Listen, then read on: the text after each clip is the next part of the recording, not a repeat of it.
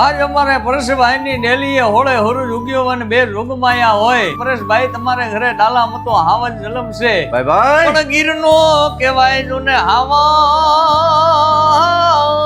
અવનપુરમાં ભાઈ હું ઉઠ્યો તો હજી જો ભરતી અહીંયા છે, ચા બનાવે મસ્ત ને આદુ એલચી રમીમાં અહીંયા બેઠા છે અને લાસાના સગુણ અહીંયા બેઠી છે ને ભાઈ આપણે ઘરે મહેમાન આવી ગયા. હા ઉમેશભાઈ બારો તને જો એટલે ભાઈ પરના બોલા છૂટે વાત પૂછમો.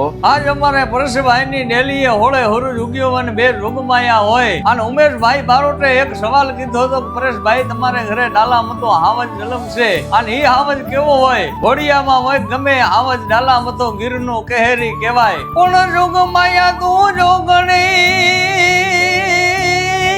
ઓહો અને આયુ જપવાય તરઈ જામ ઓહો એ પણ અખંડ માં ચરણાઈ તારા દીવા મળે.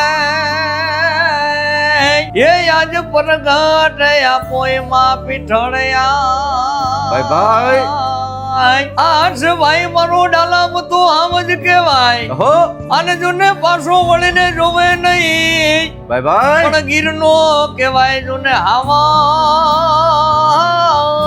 ઈ મારા પરેશ મમ્માની ડેલીનો કહેવાય શણગાર.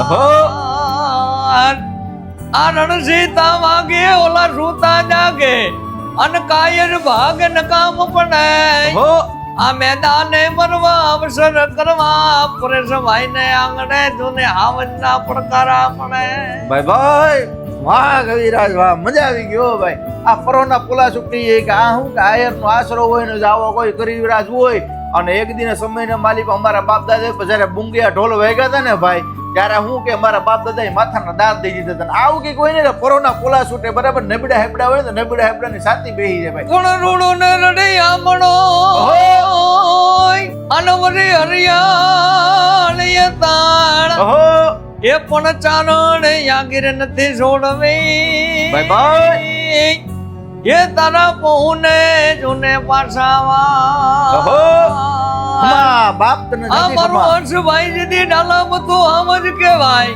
ઓહો અને જોને પાછો વળીને જોવે નહીં ઓહો પડશીના કોઈ દી ટોળા ના હોય. ઓહો એ જેથી હર્ષ આયર ના કોઈ દી ટોળા ના ભાઈ થાય. ભાઈ આ નથી કરવી કોઈની હાજી ઓહો અને કરવું એક લિંગ ને રાજી.